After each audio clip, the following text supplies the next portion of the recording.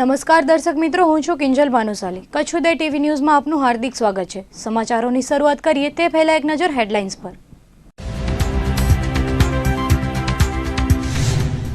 મુન્દ્રામાં સોની વેપારીના દાગીના ભરેલી બેગની તસ્કરી।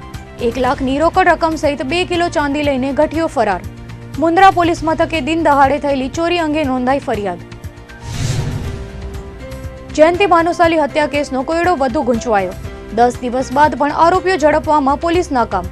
ભાનુશાલી દેશ મહાજન દ્વારા આગામી રણનીતિ અંગે મળી બેઠક।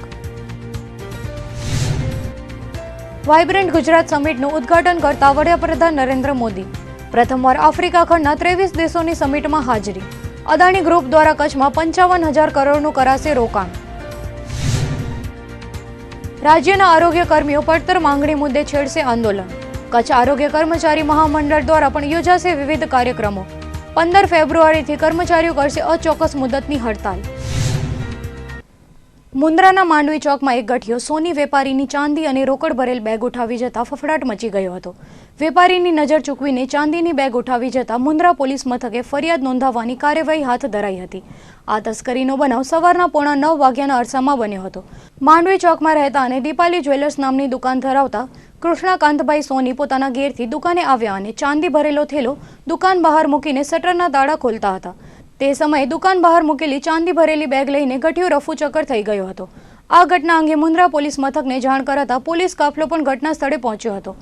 આ બેગમાં અંદાજિત 1 લાખ રૂપિયાના દાગીના હોવાનું વેપારીએ જણાવ્યું હતું અને પોલીસ ફરિયાદ નોંધાવવાની કાર્યવાહી હાથ ધરાઈ હતી। આ ઘટના બાદ આસપાસના સોની વેપારીઓએ પણ વેપાર બંધ રાખીને ફરિયાદ માટે પોલીસ મથકે પહોંચ્યા હતા। વેપારીના જણાવ્યા મુજબ બેગની અંદર 2 કિલો ચાંદીનો જથ્થો હતો, જ્યારે 1 લાખની રોકડ રકમ હતી। પોલીસે આ મામલે ફરિયાદની સાથે સીસીટીવીની મદદથી ઘટનાની તપાસ શરૂ કરી છે। આજે સવારે મેં 8:45 દુકાન ખોલી છે અને બારે દુકાનની બહાર હું સાફ સફાઈ કરતો હતો। તે દરમિયાન પાછળના બારણેથી કોઈક વ્યક્તિ સોના ચાંદીનો થેલો ભરેલો માલ ભરેલો થેલો ઉપાડી ગયેલ છે દુકાનની અંદર આવીને।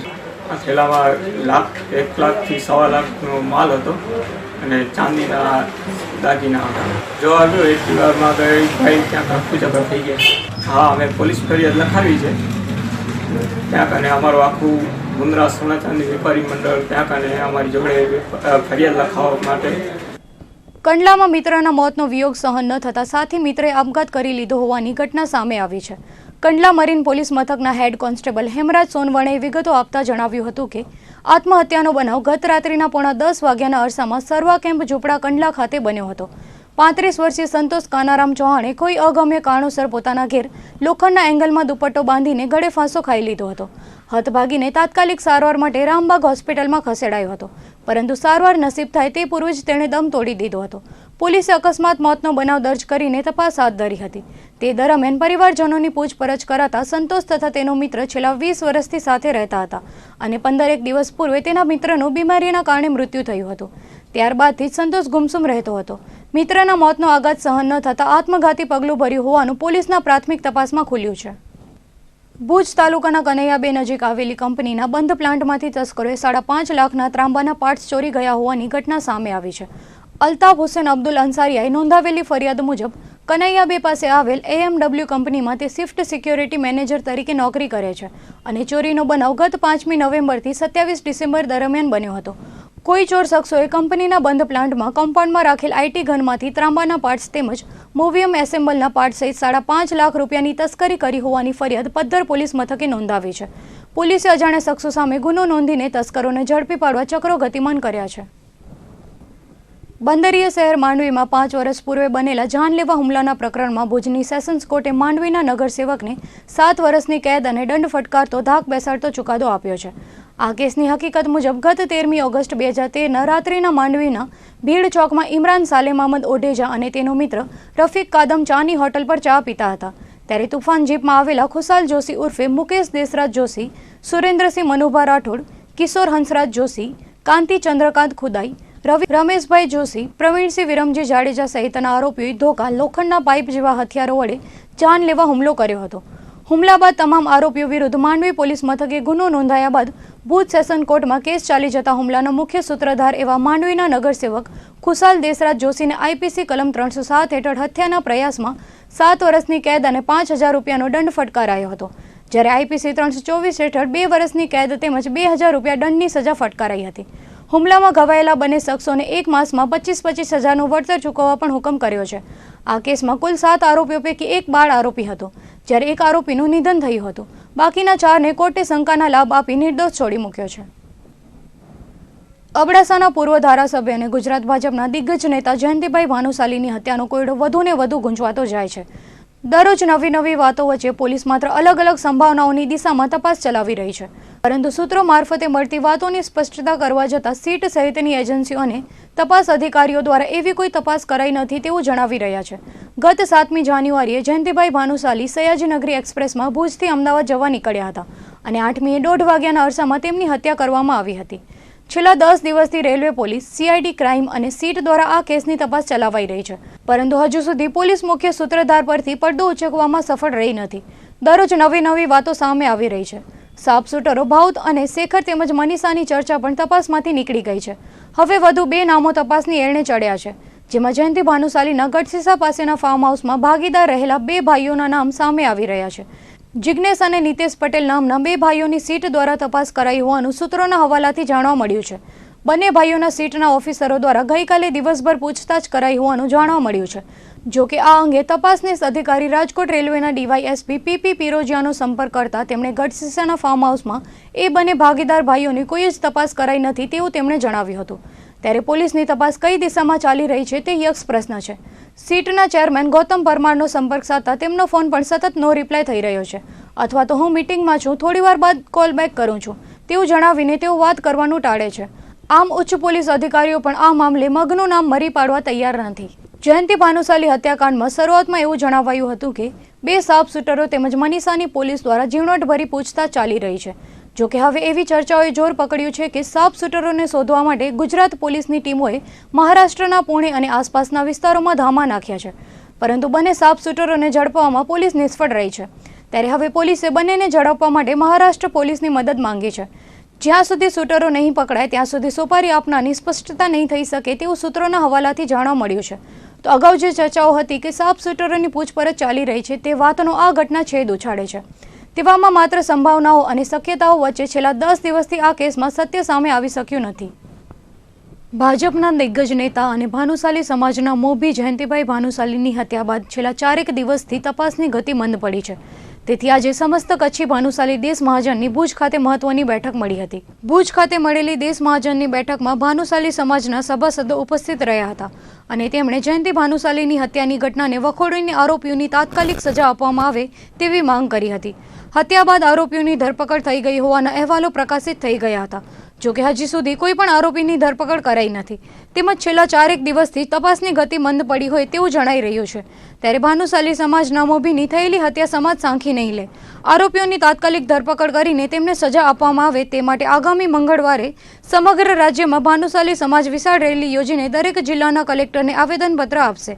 તેમજ ભાનુશાલી સમાજનું એક પ્રતિનિધિ મંડળ આગામી સમયમાં રાજ્યના મુખ્યમંત્રી અને ગૃહમંત્રીને મળીને હત્યા કેસના સાચા આરોપીઓને પકડીને કડકમાં કડક સજા કરવામાં આવે તેવી માંગ કરશે. તેમ છતાં જો કોઈ નક્કર પગલાં નહીં લેવાય તો વડાપ્રધાન નરેન્દ્ર મોદીને મળીને આ મામલે રજૂઆત કરવામાં આવશે. દેશ મહાજનના પ્રમુખ પ્રવીણભાઈ ભાનુશાલીએ જણાવ્યું હતું કે જયંતિ ભાનુશાલીની થયેલી નિર્મમ હત્યા બાદ આરોપીઓની ધરપકડ હજુ સુધી થઈ નથી અને પોલીસ દ્વારા હજુ સુધી કોઈ અસરકારક કામગીરી કરાઈ ન હોવાનું તેમણે ઉમેર્યું હતું. પોલીસની નબળી કામગીરીને કારણે જ ભાનુશાલી દેશ મહાજનની આ બેઠક બોલાવવાની ફરજ પડી છે. આજે અમારા દેશ મહાજનની મિટિંગ ખાસ માત્ર એક જ એજન્ડા માટે તાત્કાલિક બોલાવવામાં આવેલી હતી. જે એજન્ડા એ હતો કે અમારા જ્ઞાતિના મોભી અને રાજકીય ક્ષેત્રે સારું નામ ધરાવતા શ્રી જયંતિભાઈની જે નિર્મમ કરપીણ હત્યા થયેલ છે, તો તે સંદર્ભે શરૂઆતના સ્ટેજે જે કાર્યવાહી થઈ એ કાર્યવાહી છેલ્લા 4 દિવસથી જોતા સદંતર બંધ જેવી થઈ ગયેલી એવું જણાતા અને કદાચ કંઈ રંધાઈ જાય એવું લાગતા અમારી સામાજિક જવાબદારીના ભાગરૂપે અમે લોકોએ આજે એકઠા થઈ અને એ બાબતે નિર્ણય કર્યો છે કે સદર જયંતિભાઈની જે હત્યા થયેલ છે એ બાબતે સરકારશ્રીની તપાસ સમિતિઓ જે તપાસ કરી રહી છે તે યોગ્ય જગ્યાએ અને સાચા નિર્ણય પર પહોંચે અને જવાબદારો સામે પગલાં લઈ અને જે સાચા ગુનેગારો હોય એ લોકોને પકડી અને એ લોકોને ન્યાયતંત્ર મારફતે પૂરતી સજા અપાવવામાં આવે અને એ સીધી રીતે કે સરળ રીતે થાય એ જોવા માટે અમે લોકો જો એમાં ક્યાંક કોઈ તરફથી આડું અવળું થાય કે એમાં વચ્ચેથી ક્યાંય અટકાવ આવશે તો અમે લોકો એ બાબતે આગળ વધી અને સામાજિક લેવલે પણ તમામ કાર્યવાહી કરશું. આગામી સમયમાં અમારા તરફથી અત્યારે એવું વિચારવામાં આવેલ છે કે 20-21 તારીખ સુધીમાં અમે બધી તૈયારી કરી દરેક જિલ્લા લેવલે કે ગુજરાત રાજ્યના લગભગ 12 થી 13 જિલ્લામાં અમારા જ્ઞાતિજનો રહે છે, તો તે દરેક જિલ્લામાં જ્ઞાતિજનોને અમે અત્રેથી જાણ કરી અને દરેક જિલ્લા લેવલના જિલ્લા કલેક્ટરને આવેદનપત્ર આપે અને મતલબ આ બાબતની સાચી અને સનિષ્ઠ તપાસ થાય ઝડપી એ બાબત માટે જિલ્લા કલેક્ટરોને આવેદનપત્ર આપે અને દરમિયાનમાં અમે લોકો જ્ઞાતિ લેવલનું એક પ્રતિનિધિ મંડળ રાજ્ય લેવલે ગૃહમંત્રીશ્રી તથા મુખ્યમંત્રીશ્રીને મળવા જવા માટે પણ પ્રયાસ કરી રહ્યા છીએ. નિર્ણય એ લેવામાં આવ્યો છે કે એક રાજકીય લેવલે જે અમારે ભાનુશાલી સમાજનો શૂન્યમાંથી સર્જન કરનાર એટલે કે અમારા ભાનુશાલી સમાજનો એક ગઢ ધરાશય થયો છે અને અત્યાર સુધી જે તપાસ થઈ રહી છે અમે અમારી રીતે માનીએ તો એક બહુ મંદગતિ થઈ રહી છે. એ મંદગતિને અમે ગતિ આપવા માટે એક આયોજન છે અને 21-22 તારીખના સમગ્ર કચ્છમાંથી ભાનુશાલી સમાજ અહીંયા એકત્ર થશે અને રેલી સ્વરૂપે અમે મંગળવારના કલેક્ટરશ્રીને આવેદનપત્ર આપશું કે યોગ્ય તપાસ થાય, જલ્દી તપાસ થાય અને હત્યારાઓનો ઝડપી પકડાય અને ન્યાયિક જે છે એ અમને ન્યાય મળે ભાનુશાલી સમાજને. એટલા હેતુથી અમે સંગઠનમાં રહી અને 21 થી 22 તારીખના અમે જબરદસ્ત રેલી આયોજન કરશું. એટલે સ્ટાર્ટિંગમાં તો અમોએ જે ગુજરાતના અમારા 26 જિલ્લાઓમાં અમારી કચ્છી ભાનુશાલીની વસ્તી છે તેમજ અન્ય સમાજો જે જયંતિલાલ સાથે જે જોડાયેલી છે એ પણ લગભગ 26 જિલ્લાઓમાંથી 20 જિલ્લાઓમાંથી દરેક સમાજો આવેદનપત્ર કલેક્ટર સાહેબને આવેદનપત્ર આપશું. ત્યારબાદ અમોએ જે પ્રતિનિધિ મંડળ છે દરેક જે 26 જિલ્લાઓમાંથી દરેક જિલ્લાના જે મોવડી મંડળ આવશે એ ત્યારબાદ અમે જિલ્લાના ગુજરાત રાજ્યના મુખ્યમંત્રીશ્રીને મળશું, ગૃહ રાજ્યપ્રધાનશ્રીને મળશું અને ત્યારબાદ જરૂર પડશે તો અમે મોદી સાહેબ કને પણ જવામાં અચકાશું નહીં. આ જયંતિભાઈ ભાનુશાલી માત્ર ભાનુશાલી સમાજના નેતા નથી, આ સમગ્ર ગુજરાત રાજ્યના ઉપાધ્યક્ષ છે. એટલે આ ખાલી એક ભાનુશાલી સમાજ માટે નથી, સમગ્ર કચ્છ જિલ્લા માટે કચ્છનો એક અસ્તિત્વનો કોઈક જે યુપી બિહારની ઘટનાઓ જે કચ્છમાં જે થઈ રહી છે, આજે જયંતિલાલનો ઉપાધ્યક્ષ એવો માણસનો જો ઓચિતો એની હત્યા થઈ શકતી હોય તો આમ સમગ્ર જે જનતા છે તમે ને હું તો મારી હેસિયત શું જે એ બાબતે સરકારશ્રીનું ધ્યાન દોરવા માટે સમગ્ર કચ્છ તેમજ ગુજરાતમાંથી અમે આવેદનપત્ર આપશું અને સમગ્ર જેટલી પણ બધી સમાજો અમને અમારા સંપર્કમાં છે એ અમારા માટે આનંદની વાત છે.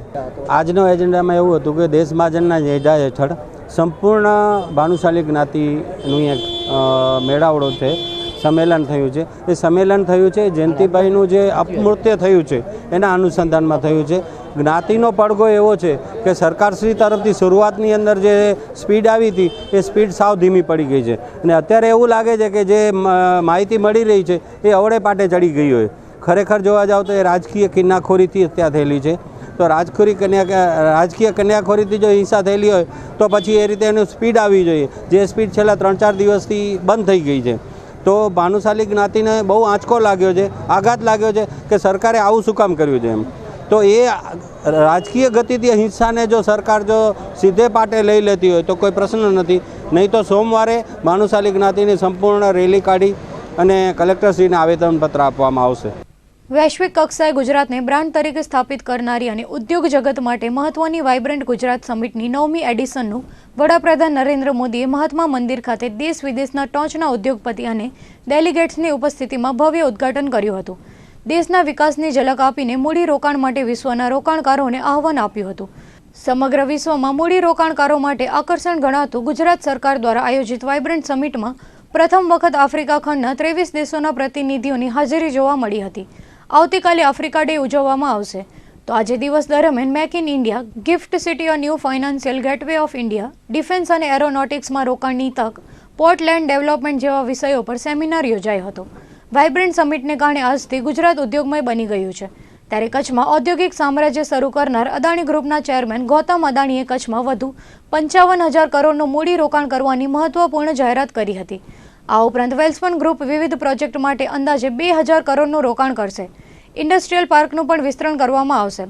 કુમાર મંગલમ બિરલા ગુજરાતમાં 1,500 કરોડનું રોકાણ કરશે. ટોરેન્ટ ગ્રુપના સુધીર મહેતા રાજ્યમાં રિન્યુઅલ એનર્જી ફાર્મા ક્ષેત્રે 10,000 કરોડનું રોકાણ કરશે. વાઇબ્રન્ટ ગુજરાત સમિટથી કચ્છમાં ફૂડ પ્રોસેસિંગ ઉદ્યોગ ફળોના નિકાસ માટે નવું દ્વાર ખોલશે તેવી પ્રતિક્રિયા વાસણભાઈ આહિરે વ્યક્ત કરી હતી. વાઇબ્રન્ટ સમિટમાં વડાપ્રધાન નરેન્દ્ર મોદી, અન્ય દેશના વડાઓ, વિવિધ ફંડના ચેરમેન અને રોકાણકારો સાથે 1-to-1 બેઠક કરશે. સીએમ વિજય રૂપાણી પણ તેમાં ઉપસ્થિત રહેશે. મહાત્મા મંદિર ખાતે પીએમ મોદીનું તેમના સમકક્ષ વિવિધ દેશના વડાઓ અને ફંડના વડાઓ સાથે રાત્રે ગાલા ડિનર યોજાશે. સાંજે દાંડી કુટીર ખાતે laser light and sound show પણ યોજાયા હતા. 3 દિવસીય સમિટનું રવિવારે સમાપન થવાનું છે. વાઇબ્રન્ટ કાર્યક્રમના પ્રારંભે ગુજરાતી ગીતોની સોરાવણી સાથે કલાકારોએ સુમધુર સંગીત રેલાવ્યું હતું.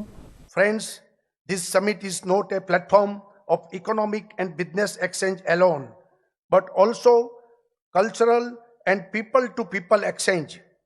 It is a fusion of business with culture. This is a very exciting time for India and Gujarat. Our visionary Prime Minister Shri Narendra Bhai Modi has charted out plans growth path for India 2022 and for industries 4.0. As a state, we are tirelessly working towards them. We not only believe in ease of doing business, but give equal importance to feel of doing business. With much confidence, I welcome you all to Global Office Gujarat. We are not a government. We are your catalyst for success. Today, we host you not as our guest, but as our long-term partners. I welcome you to the boardroom of strategic decisions. I welcome you all to Vibrant Gujarat Summit 2019. Once again, Swagatam and Suswagatam. Welcome all. Thank you. I particularly welcome and thank the 15 partner countries of this edition of Vibrant Gujarat. I also thank the 11 partner organizations and all those countries, organizations and institutions who are holding their seminars at this forum. It is also a matter of satisfaction that 8 Indian states have come forward to make use of this forum to highlight their respective investment opportunities. I hope you all shall find time to visit the Global Trade Show, which is remarkable in a scale and range of world-class products, processes and technologies. In fact, Gujarat represents the best of business spirit which exists in India. This event is further sharpened the age which Gujarat had seen several decades. The Vibrant Gujarat Summit has had a transformation journey of 8 successful editions. A number of conventions and seminars have been organized on various topics. Vibrant સમિટને કારણે આજથી ગુજરાત ઉદ્યોગમય થઈ ગયું છે. ત્યારે કચ્છમાં ઔદ્યોગિક સામ્રાજ્ય ખડું કરનારા અદાણી ગ્રુપના ચેરમેન ગૌતમ અદાણી આજે કચ્છમાં વધુ 55,000 કરોડનું રોકાણ કરવાની મહત્વપૂર્ણ જાહેરાત કરી છે. દેશનું અગ્રગણ્ય અદાણી ઉદ્યોગ ગૃહ કચ્છમાં સોલાર હાઇબ્રિડ પાર્ક તથા અન્ય પ્રોજેક્ટો સ્થાપશે. અદાણી લખપતમાં પણ ઉદ્યોગ સ્થાપવા જઈ રહ્યું છે. ગૌતમભાઈએ કરેલી જાહેરાત અનુસાર કચ્છમાં આ નવા પ્રોજેક્ટો થકી 15,000 લોકોને રોજગારી મળશે. રિલાયન્સ ગ્રુપ બાદ હવે અદાણી ગ્રુપ પણ પેટ્રોકેમિકલ્સના બિઝનેસમાં પ્રવેશ કરી રહી હોવાથી બીએસએફ સાથે 16,000 કરોડના ખર્ચે મુન્દ્રામાં પ્લાન્ટ સ્થાપશે. અદાણી જર્મનીની કેમિકલ પ્લાન્ટ ઉત્પાદક બીએસએફ સાથે સંયુક્ત સાહસમાં મુન્દ્રા ખાતે 16,000 કરોડનો પ્લાન્ટ સ્થાપશે. હાલ પેટ્રોકેમિકલ્સના બિઝનેસમાં રિલાયન્સ ઇન્ડસ્ટ્રીઝનું વર્ચસ્વ છે. ત્યારે બીએસએફ ભારતમાં અત્યાર સુધીનું આ સૌથી મોટું રોકાણ કરનારું હોવાથી 2019ના અંત સુધીમાં આ પ્રોજેક્ટની ફિઝિબિલિટી સ્ટડી પૂરી કરી લેવાશે. Honorable Prime Minister, you have fundamentally reshaped India. Never anywhere in recent history has such a massive segment of population been given the opportunity for upliftment in such a short period. You have truly shown that Sabka Saath, Sabka Vikas means.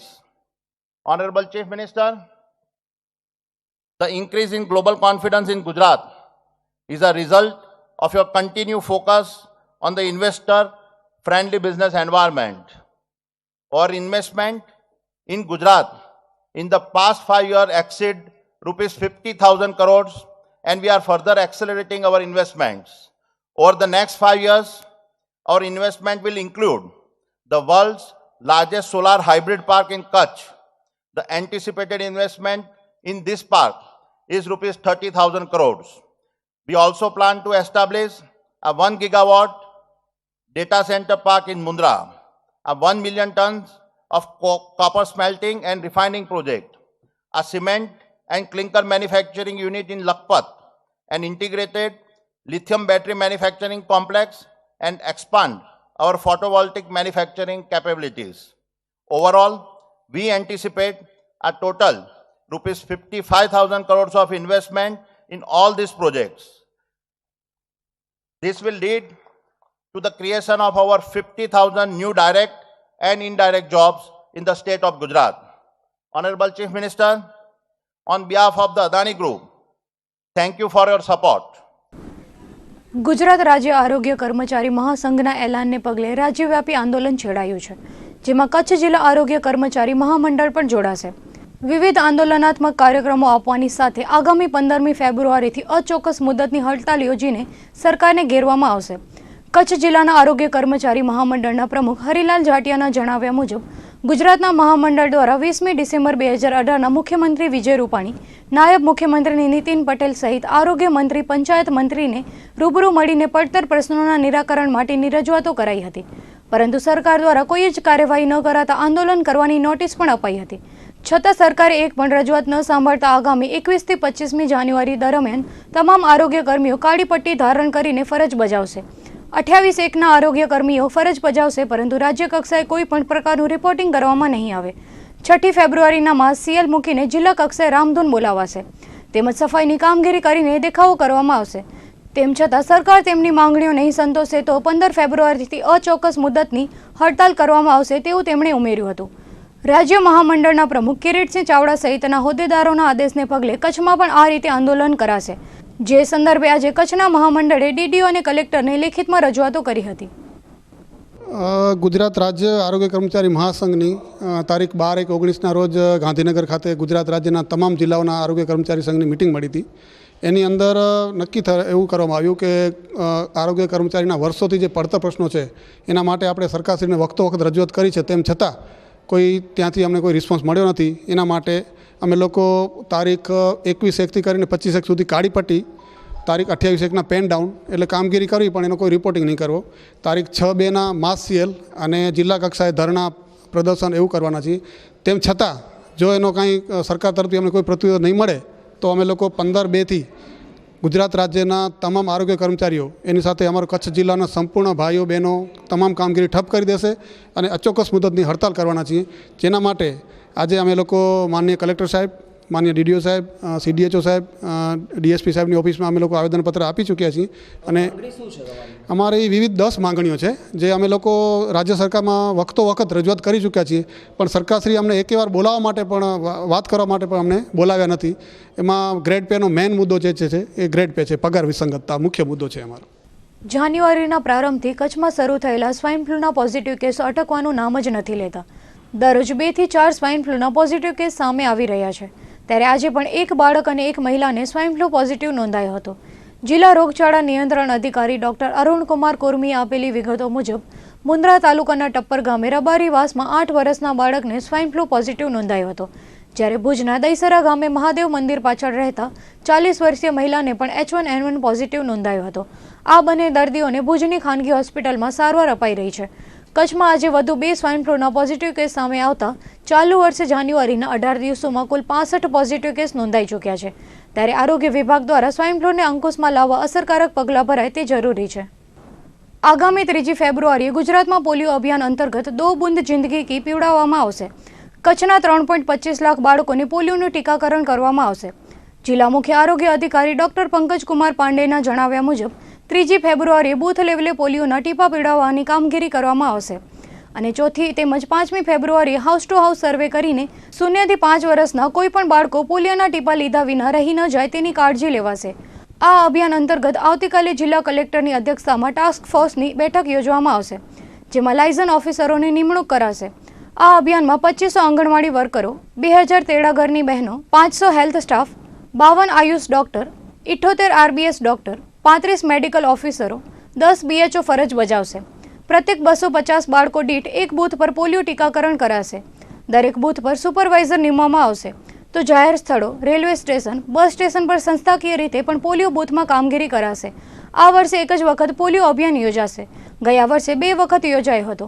આ અગાઉ વર્ષમાં 2 વખત polio અભિયાન યોજાતો હતો. તેનાથી અગાઉ 4 અને 6 વખત પણ આયોજન કરાયું હતું. પરંતુ 2011થી પોલિયો નાબૂદ થતા આ વર્ષથી હવે માત્ર એક જ વખત ટીकाकरण कराશે. पल्स पोलियो का जो कार्यक्रम है इसके लिए 3 फरवरी के दिन नेशनल इम्यूनाइजेशन डे नक्की किया गया है भारत सरकार के द्वारा, WHO के द्वारा, और 3 फरवरी के दिन कार्यक्रम शुरू होगा. और इसके लिए आज कलेक्टर कचेरी में 19 તારીખના રોજ સાંજે 5 વાગે માનનીય કલેક્ટર મેડમના અધ્યક્ષતામાં મીટિંગનું આયોજન કરવા છે અને जिला विकास अधिकारी से આ કાર્યક્રમનું મોનિટરિંગ કરવામાં આવે છે. तो ये जो कार्यक्रम है इसमें जो WHO के जो है सर्वेलेंस मेडिकल ऑफिसर वो भी आए हैं कच्छ में और मुलाकात ले रहे हैं. पूरी तैयारियां चल रही हैं. तो पहले दिन 3 फरवरी के दिन बूथ एक्टिविटी होगी. 250 बच्चों पे एक बूथ बनता है. तो तालुका में भी टास्क फोर्स की मीटिंग की जाएगी. अपने अपने अनुकूलता प्रांत ऑफिसर श्री और तालुका विकास अधिकारी के अध्यक्षता और BHO श्री उसमें हाजिर रहेंगे. इसके बाद जो जितने बूथ हैं तमाम बूथ का उद्घाटन જે સ્થાનિક લોક આગેવાનો છે, MP MLC ધારાસભ્યશ્રી માનનીય મંત્રીશ્રી જેને પણ અનુકૂળતા છે આવશે એને નિમંત્રણ પાઠવવામાં આવેલા છે. તમામ જે સરપંચશ્રી છે એમને પણ પત્ર લખવામાં આવેલા છે કે મોટા ભાગે કાર્યક્રમમાં એ હાજરી આપે. એના માટે જો CDPO છે બાલ વિકાસ યોજના અધિકારી શ્રી, પ્રોગ્રામ ઓફિસર શ્રી એમને પણ ઇન્વોલ્વમેન્ટ કરવામાં આવે છે. તમામ મુખ્ય સેવિકાશ્રી, તમામ મેડિકલ ઓફિસરશ્રી, RBS કના મેડિકલ ઓફિસરશ્રી, એલોપેથીના ડૉક્ટર અને તમામ ડૉક્ટરને એમાં સમાવેશ કરવામાં આવશે. ખાસ કરીને 2-3 દેશો જ એવા છે અફઘાનિસ્તાન અને પાકિસ્તાન જ્યાં પોલિયોના કેસીસ છૂટક મળે છે. પણ ભારતના જો બોર્ડર ટેસ્ટ છે, દાખલા તરીકે કચ્છ છે, રાજસ્થાન છે, પંજાબ છે, હરિયાણા જેની બોર્ડર લાગે છે ત્યાં પર વધારે ધ્યાન રાખવાનું છે. બીજી એક વાત છે કે અર્બન વિસ્તાર છે અને માઇગ્રેશન પોપ્યુલેશન છે તો એનું રસીકરણ અમુક બાળકોને થાય છે, અમુક નહીં થાય છે. તો અર્બન વિસ્તારમાં બી વધારે ધ્યાન રાખવાનું છે. જે બોર્ડર લાગે છે આપણી સાબરકાંઠા, બનાસકાંઠા જેવી બીજા રાજ્યોથી એમાં પણ ધ્યાન આપવાનું છે. અર્બન વિસ્તાર પર વધારે ધ્યાન આપવાનું છે. ખાસ કરીને માઇગ્રેટરી લેબરર જો છે એ ઔદ્યોગિક વસાહતને અંદરમાં રહે છે એનું પણ રસીકરણ ઓછું હોય છે તો એને પણ આવરી લેવાના છે. અને જ્યાં કંઈ લોકકથા વગેરે ચાલે છે, પ્રવચન વગેરે ચાલે છે, ધાર્મિક સંસ્થાઓ છે, લગ્ન પ્રસંગો છે તે જગ્યાઓ પણ બૂથ બનાવવામાં આવે છે. ભચાઉ તાલુકાના સિકારપુર ગામે દિન દહાડે ચોરી, લૂંટફાટ અને લુખ્ખાગીરીના બનાવો ખૂબ જ વધ્યા છે. સિકારપુરમાં કથળેલી કાયદો વ્યવસ્થાની સ્થિતિને સુધારવા માટે લેવા પટેલ સમાજના ટ્રસ્ટે સરહદી રેન્જના પોલીસ મહાનિરીક્ષકની કચેરી આવેદનપત્ર પાઠવીને રજૂઆત કરી હતી. લેવા પટેલ સિકારપુર નવયુગ ચેરિટેબલ ટ્રસ્ટના નેજા હેઠળ કરાયેલી રજૂઆતમાં જણાવ્યું હતું કે ગત 9મી જાન્યુઆરીના રાત્રે 2 વાગ્યાના અરસામાં બહુચરાજી માતાના મંદિરે તાળા તોડીને ચોરી કરાઈ હતી, જેની ફરિયાદ સામખિયાળી પોલીસ મથકે નોંધાવાઈ છે. પરંતુ પોલીસ ખાતામાંથી સંતોષકારક જવાબ મળ્યો નથી. જૂન 2018ના ગૌ હત્યાનો બનાવ બન્યો હતો. ત્યારબાદ ગાંધીધામના SPને રજૂઆત કરીને ગામના OPમાં પોલીસને હાજર રહેવા માટેની રજૂઆત કરાઈ હતી. સિકારપુરમાં 3500થી 4000ની વસ્તી છે. પોલીસ ચોકીનું પાકું મકાન પણ છે, પરંતુ અહીં કાયમી પોલીસની ક્યારેય નિમણૂક કરાઈ નથી. તેથી સિકારપુરમાં 24 કલાક પોલીસની નિમણૂક કરવામાં આવે તેવી માંગ ટ્રસ્ટ દ્વારા કરવામાં આવી હતી. ગામમાં માથાભારે તત્વો લાયસન્સ વગર ગન, રિવોલ્વર સહિતના હથિયારો લઈને ફરતા હોય છે. ગામની સીમા ગેરકાયદેસર રેતી અને માટીનું ઉત્ખનન કરીને ખનીજ ચોરી કરાય છે. તો ચોરી, લૂંટફાટ, મારામારી, લુખ્ખા તત્વોનો ત્રાસ રોજિંદો બન્યો છે. માટે કાયદો વ્યવસ્થા જાળવવા પગલાં લેવાની માંગ કરાઈ હતી. ઉલ્લેખનીય છે કે અગાઉ સિકારપુરમાં હેડ કોન્સ્ટેબલ સહિત પોલીસ અધિકારીઓ પર પણ હુમલા થઈ ચૂક્યા છે. તો આધોઈ અને સામખિયાળીમાં પણ પોલીસ પર હુમલો થયાની ઘટનાઓ બની ચૂકી છે. ત્યારે પોલીસ દ્વારા પોતાની ખાખીનો ખૌફ લુખ્ખા તત્વોને દેખાડાય તે જરૂરી બન્યું છે. શિકારપુર ગામની અંદર બહુચરાજી માતાજી મંદિરની અંદર ચોરી થયેલી છે. એની અંદર સોનાના હારો અને છતર ચાંદીનાની બધી વસ્તુ ગયેલી છે અને સામખિયારી પોલીસ સ્ટેશનની અંદર FIR ફાટી ગઈ છે અને પેપરની અંદર પણ આવી ગયેલું છે અને એના માટે અહીંયા આવેદનપત્ર આપવા માટે આવેલા છીએ. અને અમે આથી બી આગળ બી આથી વધારે આંદોલન અમે કરશું, કારણ કે અમને પોલીસ તંત્રનો બિલકુલ સહાય નથી, સપોર્ટ નથી. એની આગળ અમારે હવે શું કરવાનું આની અંદર એમ. અને ખનીજની તો ખુલ્લેઆમ ધમકીઓ છે અને ખુલ્લેઆમ ચોરી ચપટી થાય છે. અને બિગર લાયસન્સ ધારક લાયસન્સ વગરના રિવોલ્વરો બંદૂકો લઈને એ લોકો ફરે છે અને ગામવાસીઓને તકલીફો દે છે.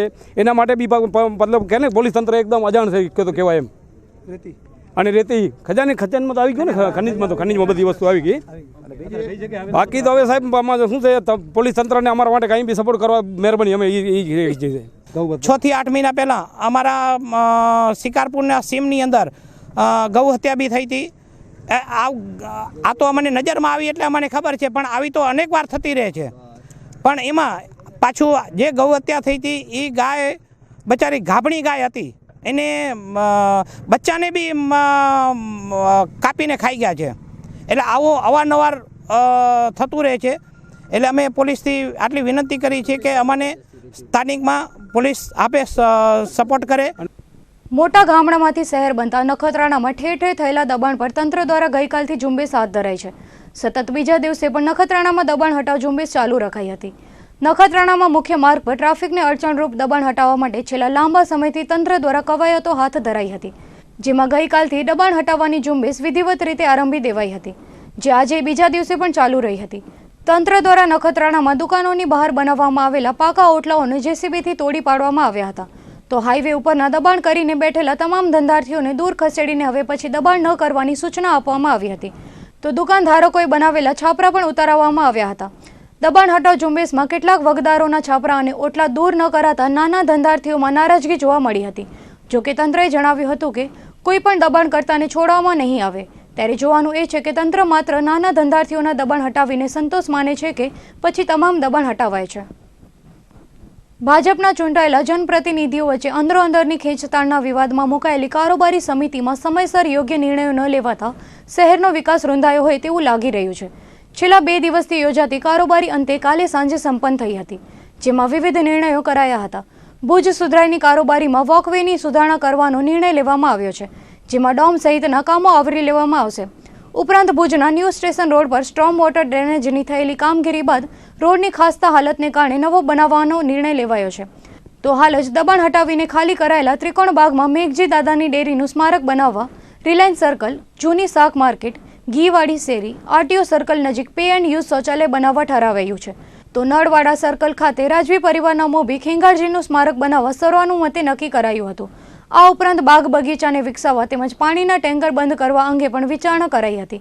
બેઠકમાં કારોબારી ચેરમેન ભરત રાણા, સભ્યો શૈલેન્દ્રસિંહ જાડેજા, અજય ગઢવી, મહિદીપસિંહ જાડેજા, જાગત વ્યાસ, કૌશલ મહેતા, ગોદાવરીબેન ઠક્કર, અશોક પટેલ, રેશમાબેન ઝવેરી, રાહુલ ગોર તેમજ મુખ્ય અધિકારી સંદીપસિંહ ઝાલા સહિતના હાજર રહ્યા હતા. 30 થી 35 એજન્ડા હતા કારોબારીના. એ લગભગ એજન્ડા ઉપર મોહર મારી અને એના વિકાસલક્ષી જે કામો હતા ભુજ શહેરની અંદર અમારા ચૂંટાયેલા નગર સેવકોના એમના વિસ્તારના રોડ રસ્તા, પાણીની લાઈન કે ડ્રેનેજની લાઈન તૂટી ગઈ છે, લાઈન બદલાવાની કે નવી લાઈન નાખવાની, નવા CC રોડ બનાવવાના, પેવર બ્લોક નાખવાના, એ જુદા જુદા ભુજ શહેરમાં વિસ્તારમાંથી આવેલા સૌ નગર સેવકોની રજૂઆત પ્રમાણે એ કામને બહાલી આપવામાં આવી છે. બીજું MP MLAના ગ્રાન્ટના જે પણ ટેન્ડર આવેલા હતા એને પણ ગઈકાલે ખોલી નાખ્યા છે.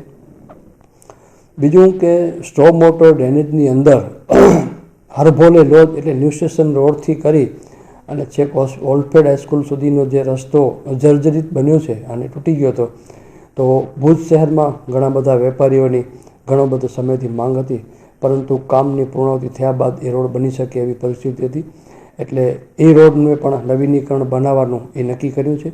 એટલે ટૂંક સમયમાં એને ટેન્ડરિંગ પ્રક્રિયા કરી અને એ રોડ આખો નવીનીકરણ બની જાય એટલે ભુજ શહેરના આપણા new station road, station road, Anand ring રોડમાં જે પણ વેપારીઓ આવે છે એ કોઈ વેપારી ભાઈઓને તકલીફ ન પડે ને ભુજની જનતાને, રાહદારીઓને પણ તકલીફ ન પડે સરસ મજાનો અલગ 3 જગ્યાએથી એટલે 3 પાર્ટમાં જ્યાં ડામર આવતો છે તે ડામર, સીસી આવતો છે ત્યાં સીસી બનાવી અને આખો રોડનું નવીનીકરણ કરવામાં આવશે.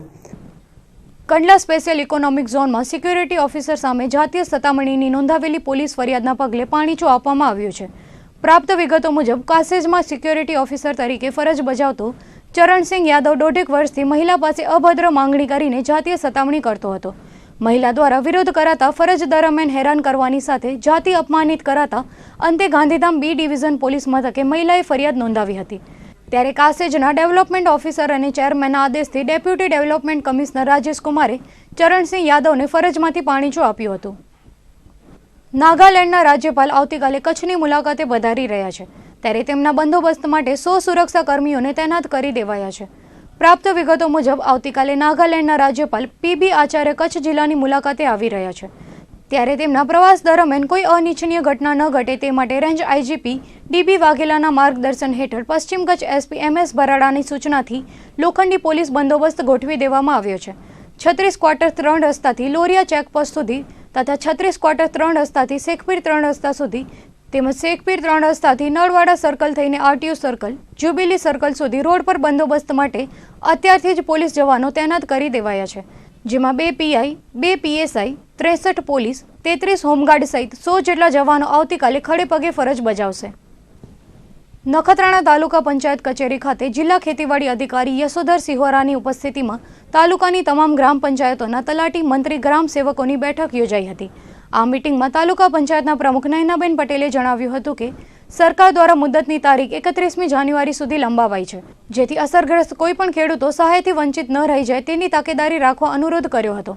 જિલ્લા ખેતીવાડી અધિકારી સિહોરાએ જરૂરી માર્ગદર્શન આપ્યું હતું. મદદનીશ ખેતી નિયામક સુવર્ણકારે તાલુકામાં થઈ રહેલી કામગીરીની છણાવટ કરી હતી. TDO શૈલેષભાઈ રાઠોડે ખેતીવાડી સહાયની અરજીઓની કામગીરી તાકીદે પૂર્ણ કરી ઓનલાઈન એન્ટ્રી તેમજ ચકાસણી કરી તાલુકા કક્ષાએ મંજૂરી માટે મોકલી આપવામાં આવી હોવાનું જણાવ્યું હતું. તાલુકામાં 14 કરોડ જેટલી સહાયની ફાળવણી થઈ છે. જિલ્લા વિકાસ અધિકારી પ્રભવ જોશી દ્વારા તૈયાર કરવામાં આવેલું ઓનલાઈન સોફ્ટવેર સંપૂર્ણ વિગતો ચકાસીને બનાવવામાં આવ્યું છે, જેમાં એક જ ખેડૂત ખાતેદાર બીજી વખત સહાય માટે અરજી કરે તો સોફ્ટવેર મારફતે જાણ થઈ જાય છે, જેના કારણે બોગસ લાભાર્થીની જાણ તાત્કાલિક થઈ જશે. તેમજ સહાયની રકમ જે તે ખેડૂતોના બેંક એકાઉન્ટમાં જમા થવાની હોવાથી સહાય ઘેરવલે જવાનો કોઈ પ્રશ્ન ઉપસ્થિત થશે નહીં. સ્વચ્છતા એક્શન પ્લાન અંતર્ગત મુન્દ્રા કસ્ટમ હાઉસ દ્વારા તાલુકાની 11 પ્રાથમિક શાળાઓને અત્યાધુનિક RO પ્લાન્ટની ભેટ અપાઈ હતી. શાળામાં અભ્યાસ કરતા બાળકોના સ્વાસ્થ્યને મજબૂત બનાવવાની દિશામાં એક મહત્વપૂર્ણ પગલું ભરવામાં આવ્યું છે. પ્રાપ્ત વિગતો મુજબ વડાપ્રધાન નરેન્દ્રભાઈ મોદીના સ્વચ્છ ભારત મિશનને કચ્છમાં પણ લોકોએ પોતીકું બનાવી લીધું છે. સ્વચ્છતા બાબતે હવે સ્વયંશિસ્તતા પણ જોવા મળી રહી છે, ત્યારે શાળામાં અભ્યાસ કરતા બાળકોના સ્વાસ્થ્યને પણ મજબૂત બનાવવા મુન્દ્રા કસ્ટમ દ્વારા 11 શાળાઓને RO પ્લાન્ટ વિતરિત કરાયા હતા. મુન્દ્રા તાલુકા પંચાયત સંકુલમાં આવેલા BRC ભવન ખાતે RO મશીન વિતરણ સમારોહ યોજાયો હતો. અંદાજે 5.5 લાખની કિંમતના 11 RO મશીન વિતરિત કરાયા હતા. આ પ્રસંગે જિલ્લા પ્રાથમિક શિક્ષણાધિકારી સંજય પરમારે જણાવ્યું હતું કે મુન્દ્રા કસ્ટમ હાઉસ દ્વારા પ્રાથમિક શાળાઓને RO મશીન વિતરિત કરાયા છે, ત્યારે આ તમામ શાળાઓના બાળકોને પીવા માટે શુદ્ધ પાણી મળી રહેશે. મુન્દ્રા તાલુકામાં TDSનું સ્તર ખૂબ જ ઊંચું છે, ત્યારે RO પ્લાન્ટ બાળકોના સ્વાસ્થ્ય માટે આશીર્વાદરૂપ બનશે.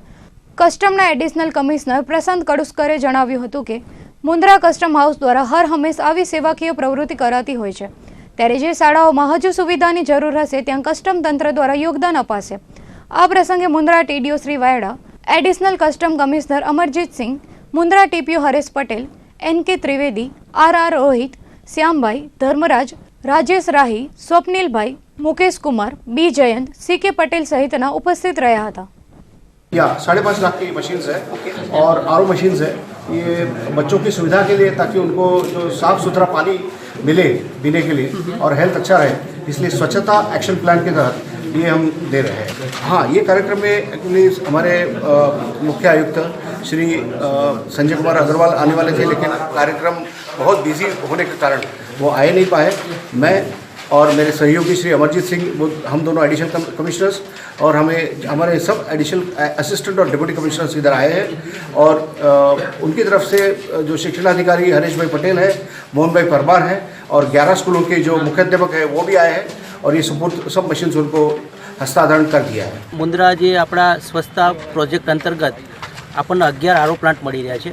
આ અગાઉ અદાણી પણ સ્વચ્છતા ગૃહ પ્રોગ્રામ અંતર્ગત આપણે ઘણી બધી મુન્દ્રાના અંદર મદદ કરી રહી છે. એ જ રીતે 11 આરો પ્લાન્ટ આજે આપણને મળી રહ્યા છે અને એની વિશેષતા એ છે કે લગભગ 50,000ની કિંમતના ટોટલી 5.5 લાખ રૂપિયાના આપણા આરો પ્લાન્ટ છે. મુન્દ્રાની આપણે પરિસ્થિતિ જોઈએ તો 1,000 ઉપર TDS આપણા અહીં ગાડી છે. એ સંજોગોના અંદર જો આરો પ્લાન્ટ જો બાળકોના મળશે તો શુદ્ધ પાણી મળશે એટલે ખૂબ સારી એમનો પ્રયાસ છે અને એમણે જાહેર પણ કર્યું છે કે ભાઈ કોઈ પણ પ્રકારની બીજી સુવિધાની જરૂરિયાત હોય તો અમે પૂરી પાડીશું. ક્રાંતિગુરુ શ્યામજી કૃષ્ણ વર્મા કચ્છ યુનિવર્સિટીના પ્રચાર પ્રસાર અર્થે વાઇબ્રન્ટ ગુજરાતમાં યુનિવર્સિટી દ્વારા સ્ટોલ ઊભો કરવામાં આવ્યો છે. રાજ્યના શિક્ષણ મંત્રી ભૂપેન્દ્રસિંહ ચુડાસમાએ સ્ટોલની મુલાકાત લઈ યુનિવર્સિટીની પ્રગતિની વિગતો મેળવી હતી. ભૂકંપ બાદ કચ્છને ફાળવાયેલી સ્વતંત્ર યુનિવર્સિટી વર્તમાન સમયે પ્રગતિના પંથે આગળ ધપી રહી છે. ત્યારે યુનિવર્સિટીના પ્રચાર પ્રસાર માટે વાઇબ્રન્ટ ગુજરાતમાં પણ સ્ટોલ ઊભો કરાયો છે. કચ્છ યુનિવર્સિટીના ઇન્ચાર્જ વાઇસ ચાન્સેલર ડોક્ટર દર્શનાબેન ધોળકિયાએ વિગતો આપતા જણાવ્યું હતું કે વાઇબ્રન્ટ ગુજરાતમાં યુનિવર્સિટીનો એક સ્ટોલ રાખવામાં આવ્યો છે, જેમાં વિવિધ વિભાગોની વિગતો સાથે વર્ષ દરમિયાન કરેલી પ્રગતિનો અહેવાલ પણ પ્રદર્શિત કરવામાં આવ્યો છે. શિક્ષણ મંત્રી ભૂપેન્દ્રસિંહ ચુડાસમાની સાથે રાજ્યની અન્ય યુનિવર્સિટીઓના ચાન્સેલરોએ પણ આ સ્ટોલની મુલાકાત લીધી હતી. તો દર્શક મિત્રો, આ હતા અત્યાર સુધીના કચ્છ ઉદય ટીવી ન્યૂઝ. આવતીકાલે ફરી મળીશું નવા સમાચારો સાથે. ત્યાં સુધી મને રજા આપશો. નમસ્કાર.